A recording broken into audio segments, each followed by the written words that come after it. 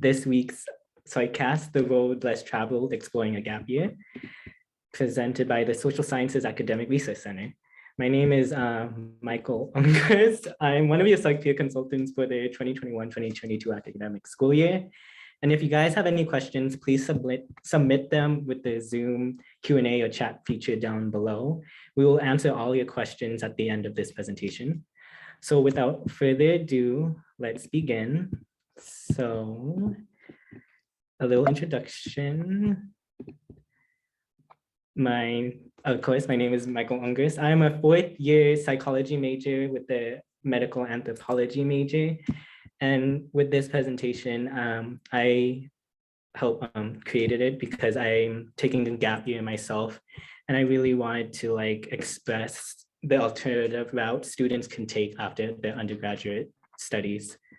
So the introduction, what is a gap year? A gap year is a period of time, whether it be a semester or a full year, spent away from academics or formal education. Gap years are commonly found in Europe and Australia, specifically in the United Kingdom. I believe they started around the 1970s, and it's very natural for students, especially in the UK, to take a gap year right after high school to just get some natural experiences working with the real world, figuring out what they want to do. But gap years can also be taken before starting graduate school, or even before starting your next big career. So I know for us Americans, we have been conditioned very early on that our pathway to our career goals is very linear. It's very traditional that once after high school, we have to jump into undergraduate studies. And then once after undergraduate studies, we have to go into graduate school. We're never given a break to think about actually what we want to do. And even on the onset of high school, we just jump in right away, expecting to know what we should major in before we graduate.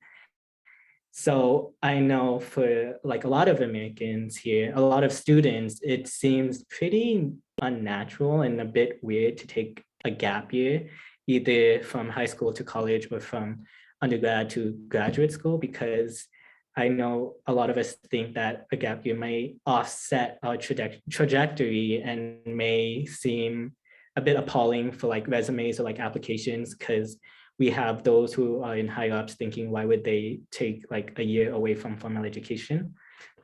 But I want to emphasize that not our routes in college is never linear. We're continuously changing, especially in this weird time.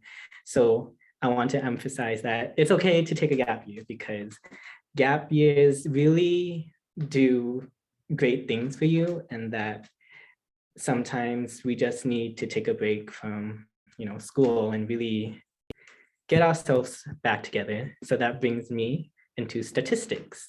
So a 2020 study that was done by the Gap Year Association, inspired by a 2015 study done by the same organization, but previously known as the American Gap Association. They looked into gap year networks and gap year alumni who are also part of a wide variety of national and local organizations. So they sent them a survey where participants were given 21 questions to answer, and most of the time was 10 minutes to answer the entire survey. And just to give some clarification, because I know with studies, and for us as undergraduate students, we should always be questioning the study at hand and how did they come up with their research and the data and stuff like that. So I want to state that the operational definition of a gap year is a structured period of time when a student takes an intentional break from formal education. So this period of time could vary, as stated in the previous slide. It could be just a semester, it could be a full year, but sometimes it could even be more than 2 years. So gap years is just a way of students just stepping away from the life of school. So with the 2020 study, there was the statistics that were emphasized: motivating factors for taking a gap year, skills improvement during the gap year, and the impacts of having this gap year. So motivating factors, the biggest statistic shown was that they gained life experience and personal growth with the 81 percentage rate. The second motivating factor to take a gap year was to travel and see the world and experience other cultures, which 70% have felt like that was a motivating factor. And then 35% felt like they wanted to take a gap year because they had academic burnout and they just needed a break from like school. So the skills that they improved during the gap year was cultural awareness by 55%, communication by 48%, and self-direction by 39%. And then the impacts once they did this gap year, it was that the interactions between different backgrounds and cultures have impacted them 80%. They have increased maturity, they've grown, they feel more sophisticated, with 81% feeling that. And they also have an improved self-confidence, which is 76%. And of course, I should state that with these statistics, as they were taken in 2020, it doesn't accommodate the current situation that we're in, the pandemic. So who knows how drastic the data is, but if repeated again, the results should be similar to the 2020 study. And of course, I have my citation at the bottom. So if you guys are curious, I will send an email with the slides, and then you could look into the survey itself and see how they ran it, how they pulled participants, what else did they look into, and stuff like that. So there's a nice benefits for taking a gap year. So I've split this into two parts. So of course, one of the great reasons of taking a gap year is an academic reset and refresh. Especially considering the COVID pandemic, I know we have to adjust staying virtual and then going back in person. And then it's sudden adjustments like that. And like, even the way we study, the way we approach our work, for me personally, it's not the same as I was a freshman. So taking this gap year, you kind of just have a clean slate and you truly just build your academic, success and resources, and you just take time away to figure out to refuel your drive. Another reason why taking a gap year is beneficial is because you explore and find out who you are as a person. Coming from like rigorous amount of like academic schooling, we aren't given the time to actually learn on our own and to kind of like take in the world around us, because our environment, our communication, and even our culture has just been school related, such as like if for all of us who have gone into high school and college right away, all we know is that school experience. So we don't really have work experience other than like picking up part-time or full-time jobs. We haven't really like touched bases on like what we're interested in and like what our passions are. So taking this gap year really kind of is a road to self-discovery. Another reason why taking a gap year is beneficial is because it's a new way of living. So for us, we are just conditioned to be in the structural formal education. Like all we know is to wake up at 6 or to wake up at 8, get ready for school, take notes, do homework, stay in the library, do study groups. So changing up the way we approach life, the way we do our day-to-day activities, it's a nice way of experiencing a new type of world, because for us, we just know the academic world. So just to really have like school pushed out of our lives and just trying something new and like waking up to something new is a nice, it's a nice benefit of taking a gap year. So other half of why gap year is beneficial, it's a new set of experiences. So I will go on later on in the slides to talk about what we could do in the gap year, but all of these activities or like stuff that you could do in the gap year, it's just a new way of looking into the world. It's a new way of approach. It's very different from like our college mindset of like study groups and how we interact with people and faculty. So you really get a taste of like the real world, and sometimes depending on how long a gap year is, you've gained more than you would have gotten through formal education. One of the main reasons why gap year is beneficial is because you figure out your next goals in life. I know, well, I keep with this whole like crazy times we're in, sometimes our goals have been changing or like they've been altering or even adjusting to like what's currently going to happen next year, or like what's currently being offered. So taking a gap year just kind of really, you're on your own pace and you don't have to worry about like academics, or you don't have to worry about like, you know, your next upcoming test. You could really figure out what you want to do and really explore that side and passion. Like you could, you know, pursue a job that isn't even related to your major, or you could like pick up an internship that gives you more experiences that you haven't gotten in school. And then it shows you a new way of looking at things. And you want to continue that career with that perspective. So taking a gap year is very nice to figure out what you want to do and like really structure out your overall plans and, you know, how you're going to take on the next steps of your career. And then just to kind of like come full circle, taking a gap year is beneficial because you do get to refresh and prepare for the next round of academia of school. So for us, if we were to take like a gap year doing our undergraduate studies, and in between our undergraduate and graduate studies, we get a sense of refresh, of a renewed drive of like taking school, because I don't know for you guys, but I feel academically burnt out at this point, and like my passion and my drive and the way I approach school is very different compared to my freshman year. So for me, having that gap year, I get to reframe how I approach school, and maybe I could become stronger than I once was before, you know. So it's always nice to kind of just, you know, reset everything and just start all over again, but with a new set of experiences and a way of approaching things. So what do different types of gap years look like? So there's a lot of things you could do with a gap year. You could travel abroad or have a cultural exchange. So is there a particular location that you want to be, or a culture that you want to experience? You could also get a job, internship, or even volunteer during your gap year. So you could like find places locally or out of state if you want to experience something fresh and something new. And then finding jobs and internships and volunteering, you could look through websites such as LinkedIn or Handshake. If you want to get a little risky and, you know, inspired like from all the Instagram posts or TikTok posts, you could also start like an entrepreneurship. If you want to do like a small business, or like art or clothing or stuff like that, you can have like a side hobby or a side job concurrently with your main job as another way of like earning income and trying something new.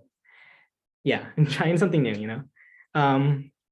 A gap year could also be a sense of being mindfulness and being active. So if you feel out of sync with like your circadian rhythm, or you haven't done enough like exercising or meditation, or you really want to work on yourself and create a better person and grow, you could use your gap year as a sense of self-discovery and like touching into like the different aspects of who you are as a person that you have never gotten to look into while you're doing school. Another type of way a gap year looks like is picking up new skills, talents, hobbies. So if you always wanted to paint or cook or even rollerblade, but you never got the time to, you could definitely use your gap year to do a lot of different sides, learning a lot of different side skills, talents, and stuff like that, just to help kind of like expand your real world point of view and really see like how, because sometimes skills and talents blossom into passions. So what you're doing for your gap year that's just something minor could go into something major. So really take the time to explore new things and try different stuffs that you haven't been given the time for. And then another type of gap year is joining the Peace Corps or Civic Spark or City Year. So Peace Corps is a national organization where you get to work with developing communities in different countries and really give back and help out and help them grow. Civic Spark and City Year are more national and more local to like here in the US. So you get to help with your local community. Yeah, you get to help with your local community, and depending on like what it is. For Civic Spark, for example, we do advertise it in our sort of newsletter, and they're more environmental and community activism. So you get to work within the public sector and help improve like your local communities and really bring a green thumb to everything. And then City Year is also a local, but also a national organization, as there's City Years in 29 cities in 21 states nationally. So with City Year, you get to also help within the local community, but you work with the younger demographic, students from K to 12, and you help them succeed in the academics so they could, you know, depending on what they want to do, they could strive to like go to college or pursue a career, and they have like the academic success and experiences to do so. So those are like the what different types of gap years look like. And then you could utilize Psych to help find out what you want to do.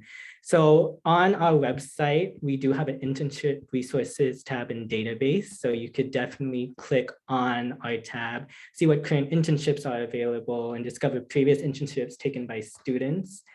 And you could, we can also help you look over resumes and cover letters, and even help out with letters of, help you find letters of recommendation or like professors. And even after you graduate, SARC is always there for you. We're always open and we're willing to help you out.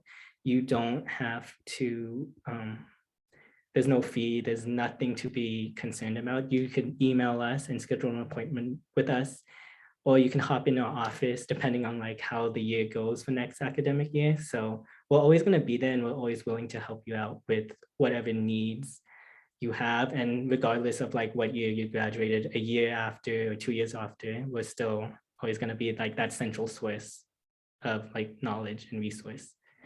And not only SARC, we also have the Division of Career Pathways as well, which is another great resource to find jobs and internships and careers. So you could definitely click in the undergraduate tab and see what career you're looking for, how to find careers. Networking is such a great opportunity, because you really, you find people who could help you move on to your next stage in life, and they could be like a sort of stepping stone and just another source of communication and figuring out different experiences and how to approach things.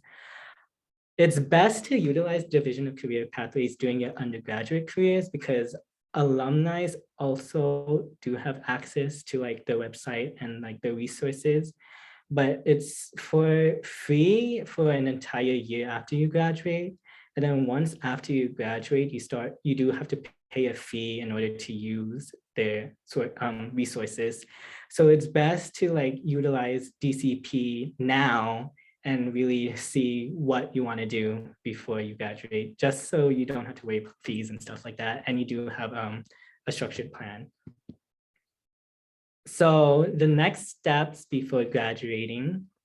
So before or during your 3rd and 4th year of UCI, figure out your plans. You know, if you want to continue on to grad school, go for it. On our SARC website, we do have a grad application timeline for you to follow, and it's very detailed and thorough, so you could really stay up to date with your grad application, and make sure you have everything together, like letters of recommendation, or like making sure that you have all your papers together, or like, you know, stuff like that. So we do have a very nice timeline on our website. But if you don't want to go to grad school and you want to take a gap year, then you got to figure out, you know, your next move during, you know, before you graduate. So you want to take a gap year? What is your main goal or reason why you're stepping away from formal education? What do you want to achieve during a gap year? And what's your time frame? Like, is it just a semester? Is it a full-on year? Or maybe sometimes it could just be more than 1 year, because maybe we find those jobs or careers that we're really interested in and we want to expand on that. So it all depends on like your main strives and achievements that you want that you want to do. You want to make the most of your gap year and really grow and develop. So I have a rhetorical question, but what is your motivation to take a gap year? Because I know you signed up to watch this webinar. So I just want to know, what is your motivating reason why you want to, step away from formal education? And then below is the Gap Year Association that is linked, and I'll also send the slides out after this webinar. So you could check out their website and what they do and how they offer different programs and resources for students who want to just, take a complete break and try something new. So we are going on to questions. We did have a couple of pre-submitted questions. So we're gonna go with that first. So I know 2 questions were related about letters of recommendation. So if you're planning to take a gap year, or if your gap year is longer than 1 annual cycle, how would you keep contact with professors and ask them for letter of recommendations? Well, with your professor, and just like with all relationships and friendships and connections, you need to maintain that one-on-one personal relationship you have with your professor. So even after you graduate, you should always follow up with them, send them emails, or maybe schedule like a lunch date or like a virtual, meeting together, just so you guys still have that networking ability and that you are still integrated in each other's lives some way or somehow. It doesn't have to be like every day or like, all the time. It's just like whenever you have the chance to, make sure you frequently reach out to your professors that you want to stay in touch with. So yeah, as long as you keep that relationship thriving, you could most definitely get your letter of recommendation from them, because they would have known you so well and they would have seen your journey and progress, and it's just more development. Another question that we got is, what is the best saving and spending tips during this year? So should you work or travel? So it all depends. There's a lot of different facets that affects like our saving and spending tips, but one of them is budgeting. Budgeting is such it's very nice way of like managing your funds and making sure that not only you've made a lot, but you also have enough funds to like pay bills or like do other things. Just finding out how to, make sure that you're using your money wisely and that you're not putting yourself at risk for overspending or like becoming bankrupt. Just thoroughly thinking out how you're going to use like your money. So it's always great to like be working during your gap year. Doesn't have to be like related to your major. You could always work, so you can always take a job that isn't related to your major and like see how you go from there, as long as you're like saving up bits and pieces here and there, just so you have like enough of a cushion to fall back on if anything goes wrong. And we also have a link to that talks about managing money from like a UCI resource. So I would definitely link that out. And then this question was asked too about UCI alumni utilizing SOIC services, and I did answer it. So yes, UCI alumni could always come back to SOIC regardless of how many like years or like how the time frame it has been from graduation. But yeah, we always here for you. There's no fees, there's no payments. If you have questions regarding your resumes or cover letters, or if you need help finding graduate schools or like research opportunities, always send us an email or try and schedule an appointment with us. So we do have some questions that were sent through right now in the Q&A. Can I get access for the resources provided today? Yes, I will send a link to my slides, and I'll also send a link to the other resources that I have talked about. We have another question. Can I still access some of the resources as a UCI graduated student? I think it depends, because I know I did mention that Division of Career Pathways, after a year, you do have to pay a fee to use some resources. So I think it just depends on like what resources you're planning to use and like if there is a fee. I don't know, Chris, if you kind of want to go into that, like other resources. Yeah, so Division of Career Pathways provides you with a year of free services and to utilize their various resources. But after a year, there is a fee involved. But like Michael already has mentioned, if you reach out to us here at SARC, sarc@uci.edu, we're still happy to help you and there's no fee involved. So yeah, thanks, Michael. So that is it for our questions. So before I end it, follow us on like our social media platforms so you can stay up to date with everything SARC related. So Instagram, YouTube, our email, our campus groups, our Facebook, our LinkedIn. We post a lot of our events on there, especially on YouTube. So if you couldn't attend an event you wanted to go, we do post in 1 to 2 days. So please stay up with us, and that's pretty much it. Thank you for coming to my webinar. The Social Sciences Academic Resource Center will always be here for you. So if you have any questions regarding graduate school research, internship, stuff like that, please send us an email or schedule an appointment with us through the UCI appointment system. Thank you for attending. I hope you guys have a great day.